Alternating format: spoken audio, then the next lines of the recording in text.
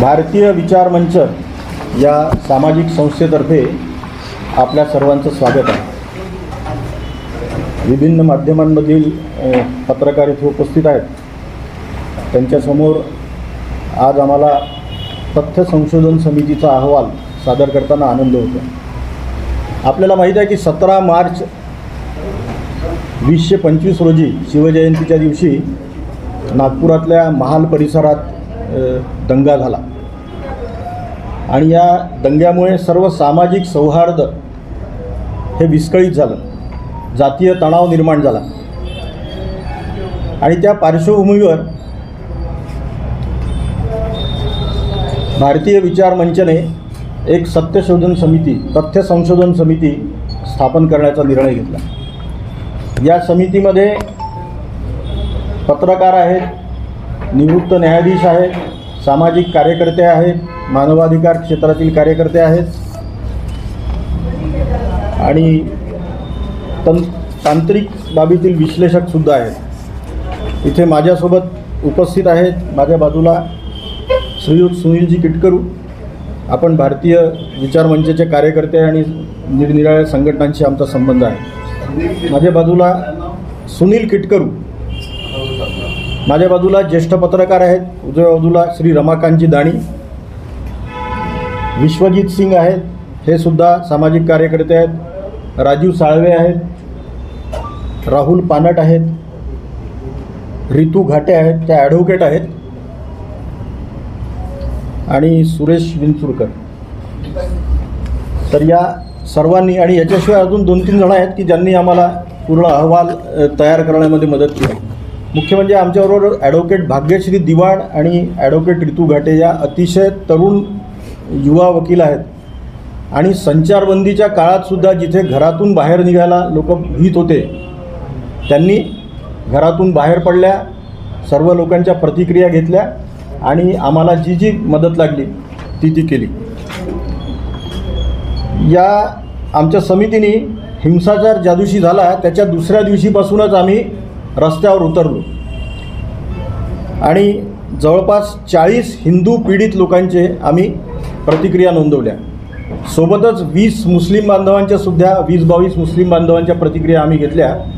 मात्र या सर्वांनी कुठेही आपली नावे सांगण्यास आम्हाला नकार दिला, मग पुढे नाही आले। ते आम्ही पुष्कळ समजवलं पण ते आले नाही, पण 20 ते 22 जणांना आम्ही भेटलो आणि दोन्ही समुदायांमधील लोकांशी चर्चा करून ज्या उपाययोजना आम्ही काय केलेल्या आहेत तथ्य संशोधन समितीने या आम्ही इथे सादर केलेल्या आहेत। 10 वेगवेगळ्या संघटना आहेत की ज्यांनी आम्हाला निवेदनं दिले की त्यांना या दंग्याबद्दल काय वाटतं, त्यांचंसुद्धा आम्ही याच्यामध्ये सहभाग घेतलेला आहे। त्याच्यामध्ये विश्व हिंदू परिषद आहे, अधिवक्ता परिषद आहे, स्वदेशी जागरण मंच आहे, विदर्भ वनवासी कल्याण आश्रम आहे, भारतीय स्त्री शक्ती आहे आणि आम्ही या अहवालामध्ये काँग्रेसनी जो सत्यशोधन समितीचा अहवाल सादर केला होता त्याचासुद्धा आम्ही जे निष्कर्ष काढले आहे त्याचा विचार आम्ही केलेला आहे आणि या अहवालातसुद्धा जे हुसेन दलवाईंचं पूर्ण स्टेटमेंट आहे ते जसंच्या तसं आम्ही घेतलेलं आहे। निष्कर्ष काढलेले आहे ते मी वाचून दाखवतो तुम्हाला।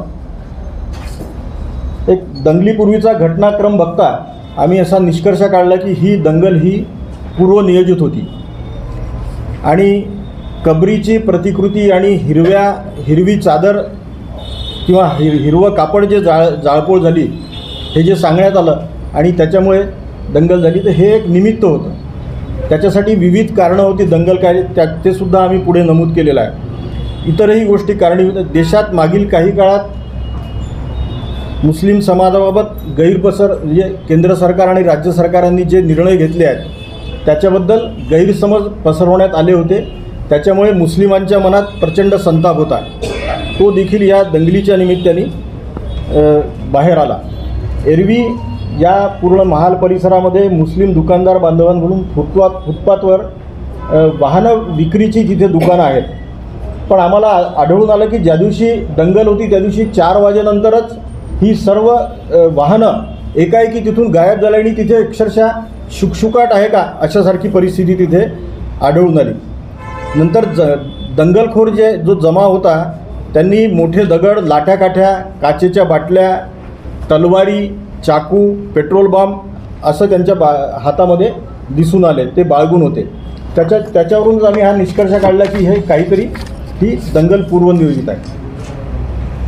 नंतर हिंदू समाजाला लक्ष्य करण्यासाठी हा दंगा करण्यात आला असा सुद्धा निष्कर्ष आम्ही काढला आहे. कायद्याचे राज्य उद्ध्वस्त करणे, घटना किंवा घटनेमधील तत्त्व जी आहेत ती नाकारणे, पोलीस तसेच नागरिकांमध्ये भीती निर्माण करणे, पोलिसांना हतबल करण्याचा निर्णयसुद्धा जमावाचा होता. दंगलीत सुमारे 35 ते 40 पोलीस कर्मचारी आणि अधिकारी जखमी झालेले आहेत. हे आपण सामान्यतः बघतो की पोलीस दिसले आपल्याला तर आपण पोलिसांवर कोणी वार करत नाही किंवा कायद्याची भीती असते, पण या जमावाला तीसुद्धा भीती नव्हती. अनेक पोलिसांना गंभीर दुखापती झाल्या.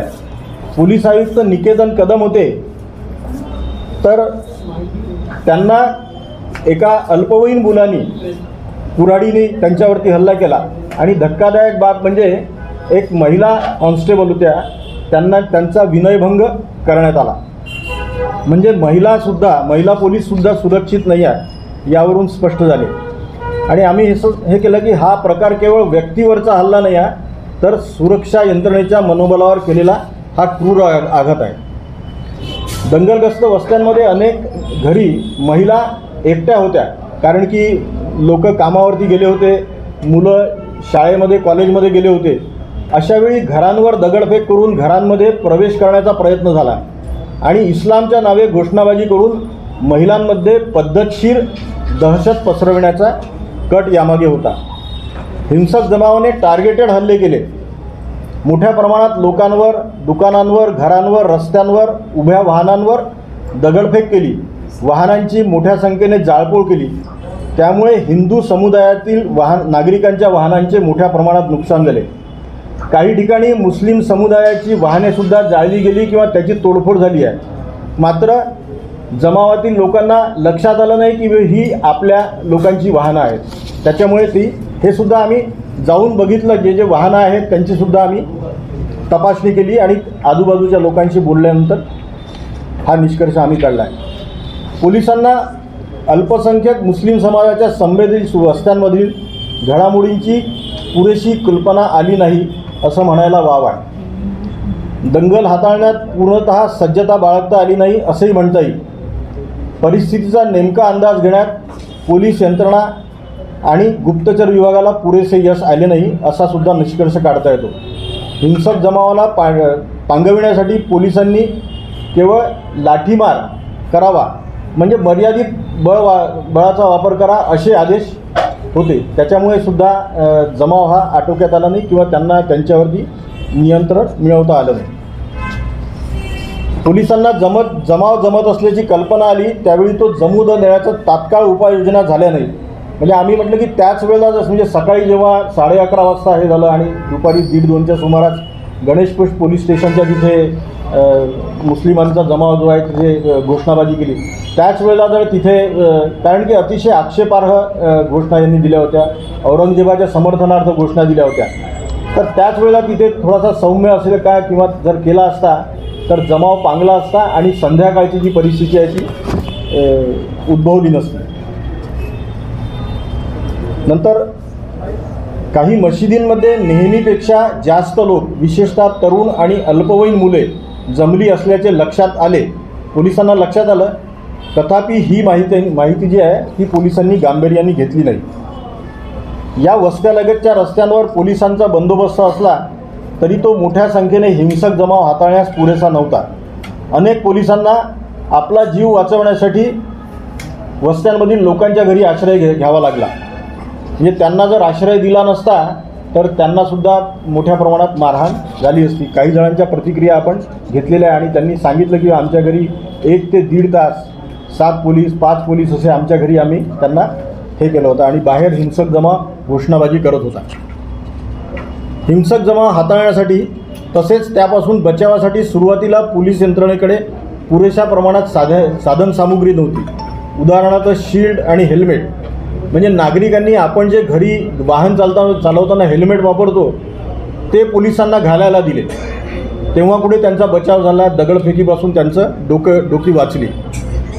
संवेदनशील वस्त्यांच्या लगतच्या रस्त्यांवर CCTV यंत्रणा उपलब्ध नव्हती, हा सुद्धा धक्कादायक निष्कर्ष आम्ही काढलेला आहे.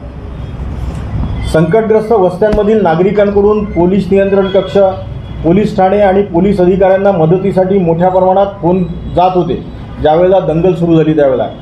विशेषतः गवईपुरा, शिर्के गल्ली, हंसापुरी इतर ठिकाणाहून मोठ्या प्रमाणात पोलिसांना फोन आले, पण त्यांना सकारात्मक प्रतिसाद मिळाला नाही आणि पोलीस पोहोचले नाही. पोलिसांकडे अपुरे मनुष्यबळ असल्याची व ते इतर ठिकाणी जात असल्याचे नागरिकांना सांगण्यात येत होते. या ठिकाणी पोलीस फोर्स बऱ्याच उशिराने, म्हणजे काही ठिकाणी 1 तासांनी पोलीस फोर्स पोहोचला आणि काही ठिकाणी 1.5 तासांनी पोलीस फोर्स पोहोचला. हिंसक जमावाला थोपविण्यासाठी आणि स्वसंरक्षणासाठी लोक आपापल्या परीने प्रयत्न करीत होते. काही ठिकाणी लोकांनी एकत्र येऊन बराच वेळा ह्या जमावाला थोपवून धरल्याची माहिती निरनिराळ्या लोकांशी जो संवाद केला आम्ही त्याच्यातून लक्षात आला. काही शिफारशीसुद्धा आम्ही या प्रेस नोटमध्ये सगळ्या निष्कर्ष जवळपास 60 ते 62 निष्कर्ष काढले आहेत. सगळे घेणं शक्य नाही आहे. आम्ही तुम्हाला अहवाल दिलेला आहे, त्याच्यात वाचून तुम्ही हे करू शकता. अजून काय आम्ही शिफारशी केलेल्या आहेत, निष्कर्ष काढलेले आहेत. काही शिफारशीसुद्धा आम्ही केलेल्या आहेत सरकारकडे. ही घटना पोलीस यंत्रणेसाठी मोठा धडा आहे. दंगल सदृश परिस्थितीचा अंदाज वेळीच यावा आणि घटना अशा टाळता याव्या यासाठी पोलिसांनी गुप्तचर यंत्रणा पुरेशी सक्षम असणे आवश्यक आहे. दंगलीसारखी आपत्तीची परिस्थिती हाताळण्यासाठी नागपूर पोलीस दल पुरेसे सक्षम असणे अत्यावश्यक आहे. पोलिसांकडे पुरेसे मनुष्यबळ, दंगल नियंत्रक संसाधनेसुद्धा आवश्यक आहे. संवेदनशील वस्त्या आणि मार्गावर सक्षम CCTV यंत्रणा असणे आवश्यक आहे. CCTV यंत्रणा जमावाचे लक्ष ठरू नये यासाठी विशेष उपाययोजना आवश्यक आहे. पोलीस यंत्रणेने संवेदनशील वस्त्यांमध्ये संपर्क आणि नियंत्रणाची प्रभावी यंत्रणा स्थापित करणे अत्यावश्यक आहे. दंगलीत अनेक घरे, दुकाने, वाहने तसेच दवाखान्यांचे मोठ्या प्रमाणात नुकसान झाले आहे. या घटकांना शासनाने तत्काळ पुरेशी मदत, नुकसान भरपाई करायला हवी. या वस्त्यांमध्ये सुरक्षिततेबाबत लोकांमध्ये आत्मविश्वास निर्माण करायला हवा. यासाठी शासनाने विशेष योजना आखाव्या. दंगलीत झालेले नुकसान दंगलखोरांकडून वसूल करण्यासाठी प्रभावी व्यवस्था ही सुद्धा शासनाने करायला हवी. सार्वजनिक संपत्तीचे नुकसान करणाऱ्यांवर ते नुकसान भरून काढण्याची जबाबदारी देखील निश्चित व्हायला पाहिजे. त्याचप्रमाणे दंगलखोर त्यांच्यावर वचक बसेल आणि इतरांनाही त्यापासून धडा घेता येईल यासाठी सरकारने कायद्याच्या चौकटीत राहून कारवाई करणे आवश्यक आहे. बेकायदा शस्त्रे बाळगणाऱ्या लोकांची नियमितपणे तपासणी व्हायला हवी. दंगलीशी संबंध सिद्ध झाल्यास अशा घटकांना शासकीय योजनांचे जे लाभ आहेत ते मिळणार नाहीत हे सरकारने सुनिश्चित करावे.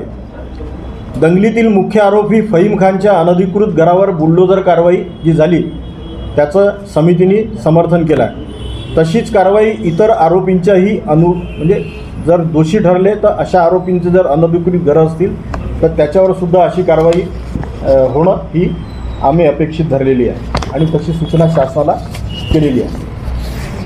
कुठल्याही आंदोलनाची प्रकरण गाजलं की विश्व हिंदू परिषदेने आंदोलन केलं, नाही केलं, परवानगी घेतली तर आम्ही शिफारस केली आहे की आंदोलन मग ते कुठलंही असो त्याची परवानगी ही देताना पोलिसांनी सर्व बाबींचे कटाक्षाने पालन होईल हे आधीच सुनिश्चित करायचा प्रयत्न करावा. दंगल पूर्वनियोजित होती का, हिंसाचाराचे नियोजन बरेच अगोदर झाले होते का, यासाठी एखादे निमित्त शोधण्याचा प्रयत्न सुरू होता का, या प्रश्नांची उत्तरे पोलीस चौकशीतून मिळणेसुद्धा आवश्यक आहे.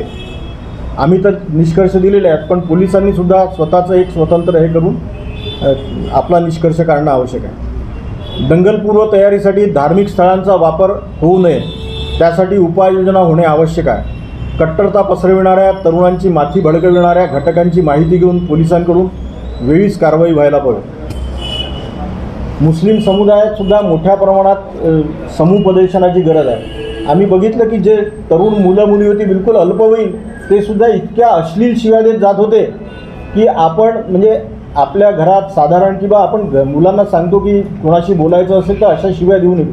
आपण इथे उच्चारू शकत नाही अशा शिव्या ते मुलं पूर्ण रस्त्यावरती आणि 300-400चा जमाव होता. तर त्याच्यामुळे त्यांचं समुपदेशन व्हायला पाहिजे. त्या दृष्टीने शासन आणि सामाजिक संस्थांच्या स्तरावर प्रयत्न झाले पाहिजेत. मुस्लिम समाजात बऱ्याच प्रमाणात कायद्यांबाबत जागृती आणि त्याच्या पालन करण्याचा अभाव आढळतो. तो सुद्धा दूर करण्याचे प्रयत्न व्हायला हवेत. एक आढळलं की त्या ज्या गल्ल्या आहेत, शिर्के गल्ली म्हणा किंवा भालदारपुराच्या, त्या रस्त्यावरती नेहमी तीन दुचाकी वाहनांवर 3-3, 4-4 जणं हेल्मेट न घालता आणि प्रचंड वेगामध्ये वाहनं चालवतात. त्यामुळे त्या परिसरातल्या लोकांना समोर आपण रस्ता रिकामा असतो, खेळतो किंवा लहान मुलं खेळत असतात, तर त्यांना रस्त्याच्या बाहेरसुद्धा, घराच्या बाहेरसुद्धा येता येत नाही. आणि ही मुलं ज्यांच्या म्हणजे हातात अनेकदा हे असतात, काय म्हणतात, दंडे असतात किंवा हे असतं, आणि अश्लील शिवीगाळसुद्धा करतात त्यांना रोखण्यात आलं. तर हे सुद्धा आढळून आलं आणि अनेकांनी मागणी केली की बा तिथे आम्हाला सुरक्षा हवी आणि या एका वाहनांवर 3 जणं बसून आणि खूप वेगाने जे वाहनं चालवतात त्याच्यावरती हे करायला पाहिजे. आणि समितीने जो निष्कर्ष काढला आहे, आम्हाला कोणालाही असं दोषारोपण कोणावर किंवा आरोप करण्यासाठी आम्ही हे केलेलं नाही आहे. हा अहवाल राज्य शासन आणि स्थानिक प्रशासन, न्यायसंस्था, नागरी समाज यांच्यासाठी उपयुक्त ठरावा अशी आमची अपेक्षा आहे. आपले शासनाचे निरनिराळे अधिकारी, निरनिराळ्या पक्षांचे आमदार, खासदार, पोलीस आयुक्त, उपायुक्त, गुन्हे शाखा आणि सामाजिक संघटनांचे काही पदाधिकारी जे वेगवेगळ्या, अशा सर्वांना आम्ही हा अहवाल व्यक्तिगतरित्या सोपवणार आहोत. आणि त्यानंतर राज्याचे मुख्यमंत्री जे आहेत त्यांनासुद्धा अहवाल आम्ही हा देणार आहोत. एवढं निवेदन होतं. बाकी माझा एक प्रश्न आहे सर, या तुमच्या समितीमध्ये एकही मुस्लिम का घेतला? बिलकुल छान प्रश्न विचारला. आपण काय प्रत्येक वेळेला आपल्याला हिंदू मुस्लिम करण्याचं सवय आहे. मला सांगा, माझे या समाजामध्ये अनेक मुस्लिम मित्र आहेत, है ना. प्रत्येक वेळेला आपण एखादं काम करतो तर त्यावेळेला जे आपल्या जवळचे कोणी असतील त्यांना आपण हे करतो की बा आता आम्ही वेगवेगळ्या क्षेत्रात काम करणार आहे. आम्ही कधीच हिंदू मुस्लिम असं केलेलं नाही आहे. आम्ही मुस्लिमांच्या घरी जातो, मशिदीत जातो, दर्ग्यात जातो. मी काश्मीरला गेलो होतो, हजरतबल दर्ग्याला मी जाऊन आलो, है ना. त्याच्यामुळे आपण सुद्धा लक्षात घ्यायला पाहिजे की आपण हिंदू मुस्लिम प्रत्येक वेळेला का करायचं. एकता दिसली असते ना, जर वाटा दिला असता तर तुमच्या समितीला सुद्धा एक वेगळं झालं असतं आणि विश्वास बसला असता तुमच्या समितीच्या रिपोर्टवर. आता हा रिपोर्ट वन साईड चालला तुमचा. हा जो तुम्ही रिपोर्ट तयार केलेला आहे, हा सुंदर रिपोर्ट तयार केलेला आहे, पण एकतर्फी केलेला आहे असं वाटत नाही का तुम्हाला? नाही, बिलकुल वाटत नाही. मी माझ्या छातीवर हात ठेवून सांगतो, मी स्वतः माझ्या बायका मुलांची शपथ घ्यायला तयार आहे की हा एक मिनिट ऐकून घ्या. मी सांगून राहिलो की माझ्या आई तर वारली, माझी मुलींची किंवा माझ्या घरच्यांची शपथ घेऊन सांगतो की हा अहवाल जो आहे हा 100% निरपेक्ष असा आहे आणि याच्यात कुणावरही दोषारोपण करून आणि हिंदू मुस्लिम असं हे करून तयार करणे. बाकीचे मुसलमानांच्या मुलाखती घेतल्या आपण. तो प्रश्न नाही आहे. प्रश्न हा आहे की आपण जो अहवाल तयार केलेला आहे त्यामध्ये एक प्रतिक्रिया मुस्लिम बांधवाची सुद्धा आहे, तो मौलाना आहे. त्यांनी जे बोललेले आहे की जर पोलिसांनी जर कारवाई केली असती तर ही घटना घडली नसती. पण तुम्ही काय दाखवलेलं आहात की ही सुनियोजित होती. मग ते बरोबर की तुम्ही बरोबर? तुमच्या ह्याच्यातच अहवालामध्ये आहे ती प्रतिक्रिया आहे. एकदम प्रत्येक छोट्या याचा निष्कर्ष काढू नका. आम्ही याच्यात लिहिलेलं आहे, पोलिसांना जसं वाटतं ते त्यांनी सांगितलं. आम्ही सांगितलं की पोलिसांनी जर लाठीमार केला असता तर ते थांबलं असतं. पण आम्हाला जे लक्षात आलं, आम्ही सांगितलं की तिथे दुपारी संध्याकाळी 4च्या नंतर तिथे दुकानं पूर्ण बंद झाली आणि इतक्या कमी वेळात तुमच्याजवळ दगड, तलवारी हे येतात कुठून तुमच्याजवळ? आपल्या घरात साधी काठी सापडत नाही हो. अर्थ नाही. बस मला सुनियोजित मी सांगतो तुम्हाला कसं आहे की आम्ही भालदारपुरा आणि बाकी वस्त्यांमध्ये फिरलो, मुस्लिम बांधवांविषयी बोललो आणि असं 1 to 1 नाही. अनेक ज्यावेळेला आम्ही जायचो त्यावेळेला अनेक जण 5-5, 6-6 जणं, कधी कुठे आम्हाला 10-10 जणं, बिलकुल आम्ही मिटिंग घेत असं लोकांशी चर्चा केली. त्यावेळेला त्यांनी सांगितलं आम्हाला, म्हणजे त्यांनी सांगितलं सांगतो आहे की त्यांचं मत असं आहे की देशभरात जे काही निर्णय झाले त्याच्यामुळे जो रोष आहे मुस्लिम समाजामध्ये, तो रोष कुठेतरी त्यामध्ये व्यक्त झाला. तुमच्या अहवालामध्ये जातीय सलोखा हा शब्दप्रयोग नाही आणि मुख्यमंत्री काय म्हणतात, जातीय सलोखा असायला. मग हा आपण जो अहवाल देत आहोत, उद्या जर ही बातमी आली तर कुठेतरी विशिष्ट समाजाचं मन दुखावलं जाईल, असं तुम्हाला वाटत नाही का? नाही, म्हणजे हा अहवाल तुम्ही निष्पक्ष तयार करायला हवा. जातीय सलोखा आहे का यामध्ये, तुम्ही सांगा. नाही, निष्पक्षच आहे आमचा अहवाल. जातीय सलोखा या टाईमवर दोन्ही मुस्लिमही नाही बसले असते. एक एक जण विचार जर जातीय जातीय सलोखा नसता तर आम्ही मुस्लिम वस्त्यांमध्ये फिरलोच नसतो. आम्ही जवळपास 5 ते 6 दिवस मुस्लिम वस्त्यांमध्ये फिरलो. अहवालामध्ये जातीय सलोखा आहे का, हा माझा प्रश्न आहे ना? आहे बिलकुल आहे.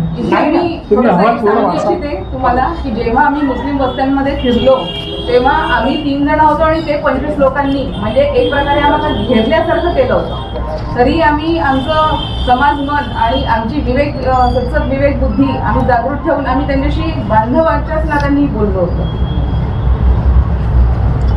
झालं, तुम्ही एक पत्रकार आहात, बोला बोला. तुम्ही दोघेही एक चेअर घेऊन बोला, चेअर ऐका घेऊन. ना, हा, बोला. तुम्ही दोघेही एक वरिष्ठ पत्रकार आहात. पत्रकाराची कुठलीही जात नसते, पत्रकार हा निष्पक्ष असतो. तुम्ही त्या कमिटीमध्ये आहात. हा जो अहवाल तयार केलेला आहे त्यामध्ये तुमची पत्रकारिता दिसत नाही, निष्पक्ष पत्रकारिता. एकतर्फी हा रिपोर्ट केलेला दिसतो. पत्रकार हा निष्पक्ष असावा. यामध्ये या अहवालामध्ये तुमची पत्रकारिता निष्पक्ष दिसत नाही. हा कशावरून प्रत्येक जण निष्कर्ष काढण्यास मोकळा आहे. जसा आपण निष्कर्ष काढला ना, तुम्ही निष्कर्ष काढू शकता की बा तुम्ही लिहू शकता तुमच्या माध्यमांमध्ये की बा हा निष्पक्ष नाही आहे. बिलकुल झालं, काही प्रॉब्लेम नाही आहे. आम्ही तर निष्पक्षतेने केलेला आहे. सांगितलं ना, आम्ही स्वतः म्हणजे जिथे अनेकांना विचारलं आम्ही, आमच्यापैकी अनेक जण तयार नव्हते यायला, कारण की इतकी भीती होती त्यावेळेला. संचारबंदीच्या काळात तुम्ही जाऊन दाखवा कुठे. पण आम्ही सर्वजण, आमच्या नोकऱ्या आहेत, आमचे उद्योग आहेत, आमच्यावर सुद्धा हल्ला होऊ शकत होता, इतकी तिथे प्रचंड दहशत होती. काही जणांनी तर आम्हाला सांगितलं की या मुस्लिम वस्त्यांमध्ये जाऊच नका तुम्ही म्हणून. पण तरी आम्ही किंवा नाही, आपल्याला काहीतरी चांगलं करायचं आहे याच्यातून, कारण की हा नुसता संदेश नागपूरसाठी नाही आहे, हा पूर्ण भारतासाठी संदेश आहे. इथून आपण काय की प्रत्येक वेळेला आपण याला दोष, उद्या तुम्ही आम्हाला दोष दिला तर पुढच्या वेळेला एखादी सत्यशोधन समिती म्हणेल की बा किती समाजाची कोणती वाहनं जळाली, कोणत्या समाजाला किती नुकसान झाले याची काही आकडेवारी आहे? आकडेवारी दिलेली आहे ना आम्ही. जवळपास 60 वाहनं जाळण्यात आलेली. पोलीसचा रिपोर्टसुद्धा आम्ही याच्यामध्ये जोडलेला आहे आणि त्या रिपोर्टमधल्या ज्या शिव्या आहेत त्या तुम्ही वाचू शकत नाही. आमच्या समितीमधल्या लोकांनी सांगितलं की त्याच्यावर तुम्ही फुल्या मारा. सरांनी जो प्रश्न केला त्याचं उत्तर आहे का तुमच्याकडे? हो, सांगितलं आम्ही. 60 वाहनं जे आहेत ते आम्ही जाळले. कुठल्या समाज म्हणजे या दोन म्हणजे हिंदू मुस्लिम जवळपास म्हणजे मी सांगितली 4 ते 5 वाहनं ही मुस्लिमांची जळलेली आहे, बाकी सर्व वाहने हे हिंदूंची आहेत. हो, एक मुस्लिम बांधव यांना विचारू, यांना झाला ते नमूद का नाही केलं तुम्ही?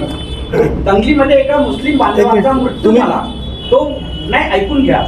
त्या दंगलीमध्ये एका मुस्लिम बांधवाचा मृत्यू झाला, त्याला लाठीचार्ज करण्यात आली, त्याला दवाखान्यात भरती करण्यात आलं.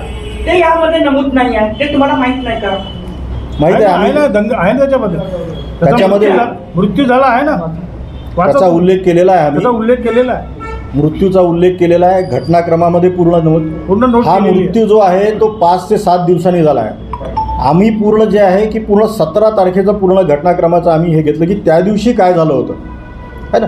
आणि हा मृत्यू आहे त्यावेळेला झडप झाली.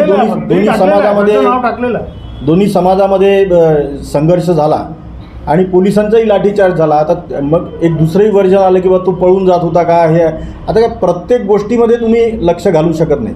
मृत्यू झालेला आहे खरं आहे, त्याच्यासाठी आपल्याला हे पण आहे की बा मृत्यू व्हायला नको होते, दंगलीत जखमी व्हायला नको आहे, त्याच्यासाठी आपण हे करतोच आहे की बा चिंता व्यक्त केलेलीच आहे. आंदोलनासाठी एक मिनिट बोला बोला. आंदोलनासाठी फक्त पांढरी चादर चालणार आहे असं परवानगी घेण्यात आली होती. हिरवी चादर तिथे आली कशी याचा अहवाल काढला काय काय आंदोलन जेव्हा झालं होतं तिथे पांढऱ्या चादर घालू आम्ही असा त्यांनी हे दिलं होता जेव्हा परमिशन घेताना पोलिसांची, तर ती इथून हिरवी चादर आली कशी ते आंदोलन करताना. नाही असं काही नाही आहे. म्हणजे विश्व हिंदू परिषदेने सुद्धा खुलासा केला. आम्ही त्यांच्या पदाधिकाऱ्यांशी बोललो, त्यांचे निवेदन आहे आमच्याकडे. त्यांनी फक्त सांगितले की त्या दिवशी पेंडी असलेली एक कबर असलेला एक हे होतं पुतळा, आणि त्याच्याभोवती त्यांनी हिरवी चादर गुंडाळली आणि त्याच्यावर औरंगजेबाचा फोटोही लावला होता. त्याला त्यांनी सुरुवातीला चप्पल मारल्या, मग ते जाळलं आणि मग ते नंतर ते पोलिसांनी जो उरलेला आहे तो जप्त करण्यात आला. माझा प्रश्न असा आहे की हिरवी पांढऱ्या चादरीचा पुतळा जाळू आम्ही अशी परवानगी लेखी परवानगी मागितली म्हणून पोलिसांनी सांगितलं.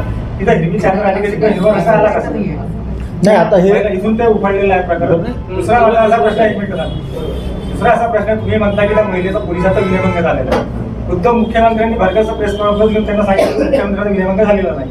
सीपीने पण सांगितलं. त्यांनी त्याच्यानंतर ऐकून घ्या, त्याच्यानंतर त्यांनी हाऊसमध्ये खुलासा केला होता की विनयभंग झालेला नाही महिलेचा. तर तुम्ही त्याच्यात निष्कर्ष कसा काढला की तिचा विनयभंग झालेला आहे? आम्ही तिथल्या लोकांशी बोललो, काही पोलिसांशी बोललो आहे ना. आम्ही हां बस आता आम्ही त्यांची नावं लिहू शकत नाही आहे ना. बस हां बस त्याच्यामुळे प्रत्यक्ष बोलवायला तिने सीपी समोर सांगितलंय, सगळ्या अधिकाऱ्यांसमोर सांगितले माझा असं कोणते प्रकार झाले नाही.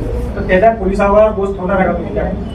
आम्ही म्हटलेलं आहे आम्ही चुकीचे स्पष्टपणे आमचा जो निष्कर्ष आहे तो सांगितलं की विनयभंग करण्याचा प्रयत्न झाला. काही छोट्या मुलींना सुद्धा त्यांनी हे करण्याचा प्रयत्न ते सुद्धा घेतलेला आहे.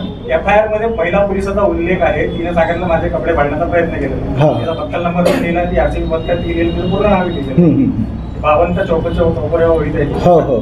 तर ते झालेलं नाही. ते मुद्दाम पोलिसांनी खोडकरपणे हा FIR दाखल केली का असा निष्कर्ष काढलाय का तुम्ही? नाही त्याच्याबद्दल काही केलेलं नाही. दुसरं पोलिसांची वाहने झाली का ट्रॅफिक पोलिसांचं वाहन जाळण्यात आलं किंवा तोडफोड करण्यात असं म्हटलं, पण ते दुसऱ्या दिवशी त्याच दिवशी सकाळी ते वाहन सुव्यवस्थित तिथेच फिरत होतं. नाही ते आमच्या लक्षात नाही आलेलं आहे. आम्ही फक्त जे आमच्या लक्षात आलं, आमची जेवढी ताकद आहे, शक्ती आहे, जिथपर्यंत आम्ही पोहोचू शकलो त्याच्यावरती आम्ही बोलणार. पोलिसांनी जो चादर जाळली तो गुन्हा दाखल जो होते मुंबई पोलीस ठाण्यात जास्त माहिती असेल, तो गुन्हा दाखल करण्यात उशीर लावला म्हणून हे सरकार प्रकरण पेटत गेलं. हो निष्कर्ष काढू शकतो आपण तसा काही, कारण की आमच्या माहितीमध्ये नाही आहे पांढरी चादर वगैरे असं काही आम्हाला आढळलं नाही. आम्हाला जे लोकांनी सांगितलं बोललो पण पांढऱ्या चादरीचा उल्लेख नाही. तुम्ही अहवाल तयार करत आहात, तुम्हाला ही माहिती असायला हवी. कारण अहवाल तयार करताना निष्पक्ष अहवाल तयार करायला पाहिजे. निष्पक्ष नाही कहू साहेब माझा एक प्रश्न आहे. या प्रकरणामध्ये हे प्रकरण न्यायप्रविष्टे मुख्य आरोपीला सुद्धा जामीन मिळालेला आहे, बाकीच्या आरोपींना सुद्धा जामीन मिळालेला आहे. मला हे सांगा तुमच्या समितीचं काय म्हणणं आहे की त्यांना आता शिक्षा मिळाली पाहिजे किंवा ते निर्दोष असतील तर ते सुटले पाहिजे? तुमचा समितीचा निष्कर्ष? बरोबर. आमचा कायद्यावरती पूर्ण विश्वास आहे. आपली सरकारी यंत्रणा आहे, प्रत्येकाला वकील लावण्याचा हे आहे आणि प्रत्येकाने आपापल्या शक्तीनुसार वकील लावले आणि त्याच्यानुसार त्यांना तो मिळालेला आहे. जामीन जर मिळाला असेल तर त्याच्या बाहेर काही नाही आहे. आपण काही न्यायालयाला दोषी ठरवणार नाही आहे ना. आणि ते तर सत्यच आहे की बा जवळपास म्हणजे पोलिसांनी तर 1200 लोकांवर हे केलं होतं, पण प्रत्यक्षात 150 लोकांनाच अटक झाली आहे. माझा एक प्रश्न आहे. माजी खासदार हुसेन दलवाई यांनी समिती गठीत करून तिथे जेव्हा कारवाई म्हणजे चौकशी करणार होते त्यांना परमिशन दिलेली नाही. आपल्या समितीला कशी का परमिशन दिली हा पहिला प्रश्न. आणि दुसरा प्रश्न असा आहे की आपण समिती तयार करून हे जो अहवाल तयार केला तर आपल्याला गृह मंत्रालयावरती विश्वास नाही का महाराष्ट्रातला? आमचा सर्व यंत्रणांवर विश्वास आहे, पण प्रत्येकाचं गृह मंत्रालय जे आहे तिथे बसून काम करतं. प्रत्यक्षात ग्राउंड रिॲलिटी बघण्यासाठी आपण ही सत्यशोधन समिती गठीत केलेली आहे. आणि मला असं वाटतं की आम्ही जास्तीत जास्त लोकांपर्यंत पोहोचलो. म्हणजे अनेक ठिकाणी तर आम्ही आमचे वैयक्तिक संपर्क साधूनसुद्धा मुस्लिम जे आपले बांधव आहे, पण त्यांनी नावच सांगितले नाही ना. म्हणजे मित्र आहेत, म्हणजे नाव नाही घेऊ शकत तुमचे. फक्त 2 जण, एका जणाची जर प्रतिक्रिया पूर्ण जाहीरपणे दिली होती, ते मस्जिद कमिटीचे आहे, आणि एक अशफाक पटेल म्हणून आहे, ते भाजपचं काम करतात. त्या माणसाने इतक्या भरभरून बोलला आणि त्यांनी मुस्लिम समाजावर उलट हे केलं की बा हमारा समाज अशिक्षित आहे, इनको बहुत अभी भी सिखाने की आवश्यकता है. तुम्ही देत आहे ते माझ्या प्रश्नाचं उत्तर नाही आहे. माझ्या प्रश्नाचं उत्तर नाही. तुमच्या प्रश्नाचं उत्तर जे आहे की जे नागरिकांना अधिकार आहे, आमची समिती म्हणजे नागरिकांची समिती आहे, आम्हाला अधिकार आहे स्वतः गृह मंत्रालय काय की कोणत्या पार्टीचा काय याच्यावर आमचा रिपोर्ट त्यांनी करावा. आम्ही आमच्या नागरिकांनी केलेला मंचांनी केलेला रिपोर्ट आहे शकत. दुसरी गोष्ट तुम्ही काय पहिला प्रश्न काय होता तुमचा? माझी हुसदार त्यांना परमिशन नाही दिली, आम्हालाही परमिशन नाही दिली. आम्ही फक्त पहिल्या दिवशी गेलो, नंतर आम्हाला रोखण्यात आलो. आम्ही नंतर जेव्हा कर्फ्यू वगैरे सगळा उठला त्याच्यानंतर आम्ही पोलिसांना विचारलं तर ते म्हणाले तुम्ही भेटून तुम्ही विचारू शकता, तुम्ही असे जाऊ शकता, विचारू शकता, आता काही नाही आहे. म्हणून आम्ही घेतला. नंतर आम्ही नंतरच्या गॅप नंतर घेतला. पहिल्या दिवशी गेल्यानंतर आम्हाला त्यांनी अलाउच नाही केलं, तुम्ही पण नाही घेऊ शकत म्हणे, कारण आम्ही काँग्रेसलाही नाकारलेला आहे. आणि मग आम्ही नंतर 15-20 दिवसानंतर आम्ही हे जाणं सुरू केलं. आम्ही 2-2, 3-3च्या गटाने गेलो आणि जिथे जिथे इफेक्टेड एरिया होता तिथे तिथे जाऊन आम्ही लोकांना सांगितलं. आम्ही पोलीस ठाण्यातही गेलो, सगळ्यांना विचारलो आणि आम्हाला त्याच्यामध्ये असं लक्षात आलं की पोलिसांची प्रतिक्रिया सर्वात महत्त्वाची होती की हिंदू आणि मुसलमान हे समोरासमोर आलेले होते. जर तिथे पोलिसांनी मार खाल्ला, 34 पोलीस जखमी आहे, जर आम्ही मदत नसतो तर नागपुरात मोठा दंगा झाला असता. नागपूर जे आपलं संघाचं मुख्यालय जवळपास ही दंगा घडत होती. जर ही वाढली असती, पेटली असती तर देश गृहयुद्धामध्ये गेला असता हिंदू मुस्लिमच्या. इतकी खतरनाक गोष्ट होती. म्हणून आम्ही वार झेलून ही दंगा रोखलेला आहे, हे सर्वात महत्त्वाचं आहे.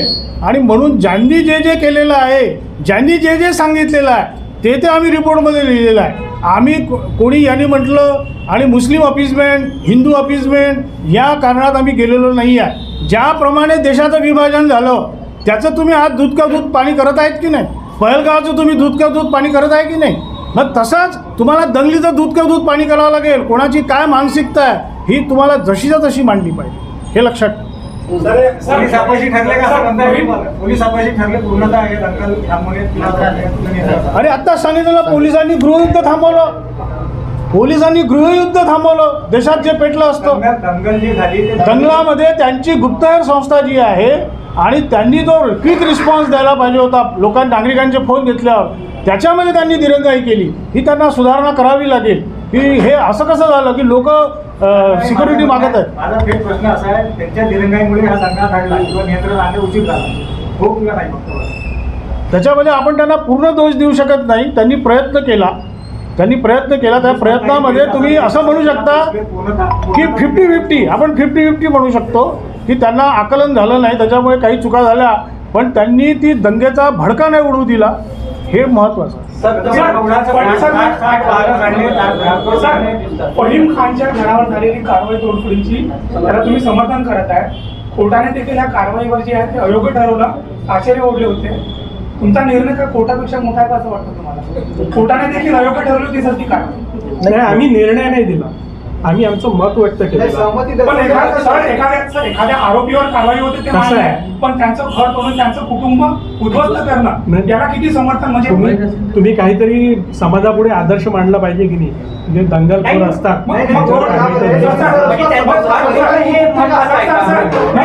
न्यायालय या कारवाईला अयोग्य का न्यायालय तो न्यायालयाचा प्रश्न आहे, कारण न्यायालयापुढे पोलिसांनी पुरावे मांडायला पाहिजे. सर ते मांडले नसतात. तुम्ही सांगितलं की तिथे त्या परिसरात जे घर होतं आणि महानगरपालिकेने ते घर जे आहे ते अनाधिकृत होतं असं समजून तोडलं. तो संपूर्ण परिसर अनाधिकृत आहे सर. पर्टिक्युलर एका व्यक्तीचं घर जाऊन तोडणं त्याचं कुटुंब उद्ध्वस्त करण्यासारखं आहे. आणि तुम्ही संबंधित व्यक्ती जे आहे तो जेलमध्ये आहे, त्याच्यावर कारवाई झालेली आहे. ज्याप्रमाणे पहिलं घर तोडलं तसं बाकीच्या घर तोडायला पाहिजे. म्हणजे तुम्हाला असं वाटते का की ते पूर्ण कुटुंब कुटुंब त्याच्यात सहभागी आहे असं तुम्हाला वाटतं? बरोबर आहे. आपण पहा, एकतर्फी का बोलत आहात? एकतर्फी नाही. मी पत्रकार आहात, ऐकून घ्या. आरोपी मला काय, आरोपी हा आरोपी आहे ना, उद्या खून केला आहे आणि त्याच्यावरती काही कारवाई करतो आपण, आहे की नाही? तर ती योग्यच ठरवावी लागेल ना. अरे ज्या व्यक्तीने पूर्ण म्हणजे एक मिनिट ऐकून सगळ्या प्रश्नांची उत्तरे देतो. एक मिनिट ऐकून घ्या. ज्या व्यक्तीमुळे पूर्ण देश पेटण्याची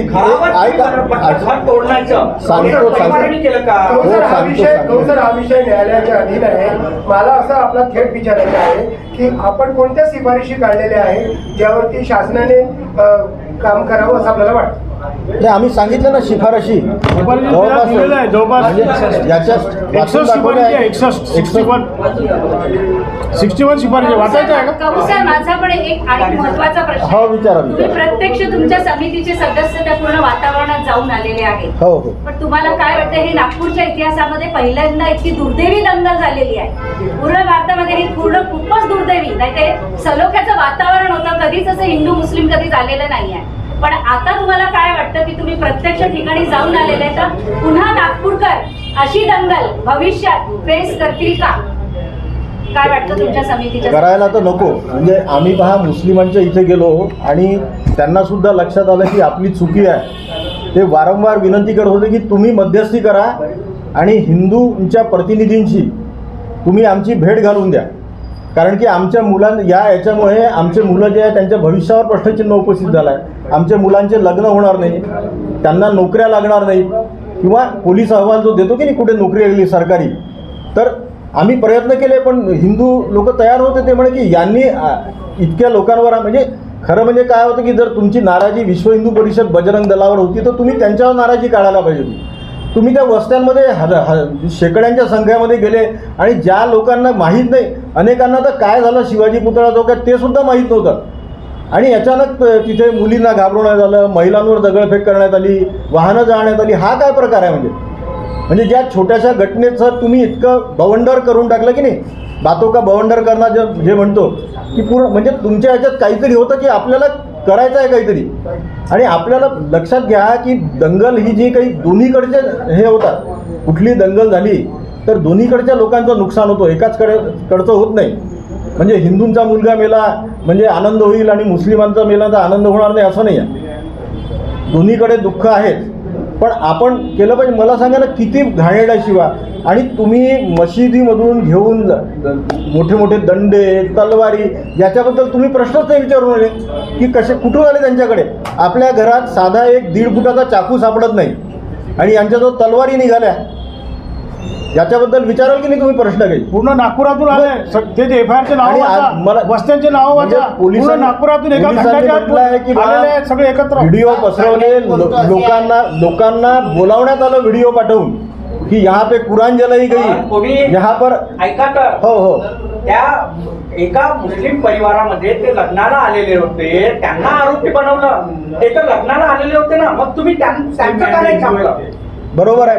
ते लग्नाला आलेले होते म्हणून आले, पण त्यांच्यावर सुद्धा कारवाई केली. पॅरेख यांचं वक्तव्य आम्ही घेतलेलं आहे. त्यांनी म्हटलं की बा अनेक निरपराध लोकांना सुद्धा शेवटी काय निरपराध, एखाद्या वेळेला दंगा झाला तर काही कारण नसताना कोणाला पकडू शकतं. कारण की मला सुद्धा एक छोटासा प्रसंग, आमच्या शाळेमध्ये संप सुरू होता त्यावेळेला, जो एक 52 दिवसांचा संप झाला होता.